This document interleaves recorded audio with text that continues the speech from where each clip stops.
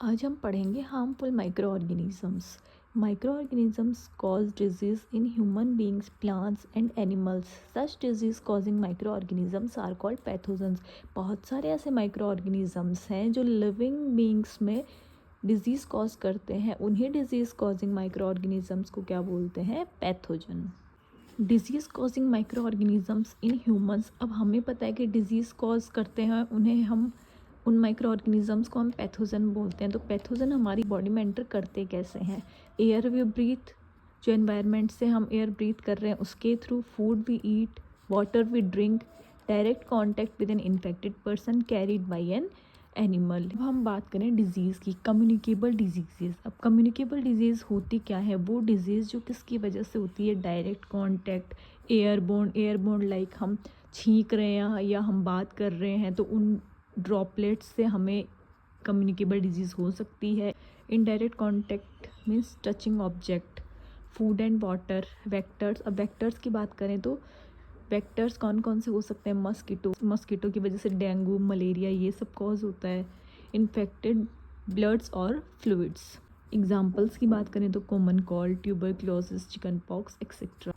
There are some insects and animals which act as carrier of disease causing microbes. अब जो है कुछ insects और एनिमल्स ऐसे होते हैं जो कैरियर का काम करते हैं। कैरियर का काम होने का मतलब उनके थ्रू जो है वो डिज़ीज़ हमारे तक पहुंचती है। अब उनके थ्रू कैसे पहुंचती है? जैसे हाउस फ्लाई की बात करें, हाउस फ्लाई क्या कर रहा है? Sit on garbage and animal excreta. वो किसी भी कूड़े में या किसी भी एनिमल एक्सक्रीट पे, एनिमल डंग पे बैठ रहा है।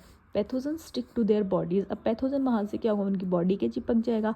House fly sit on uncovered food. अब जो अनकवर्ड फूड है उस पर वो मक्खी आकर बैठी।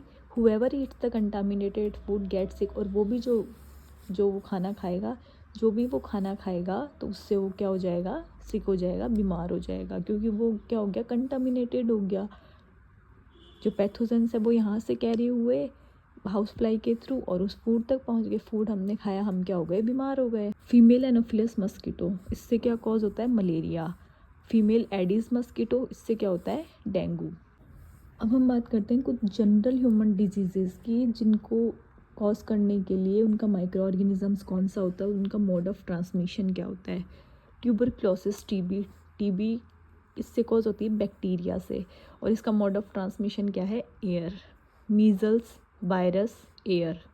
चिकन पॉक्स की बात करें तो इसका माइक्रो ऑर्गेनिजम्स एक वायरस है और ये एयर या फिर डायरेक्ट कॉन्टैक्ट की वजह से जो है वो फैलता है। पोलियो किससे कॉज होता है? एक वायरस से और इसके मोड ऑफ ट्रांसमिशन एयर और वाटर।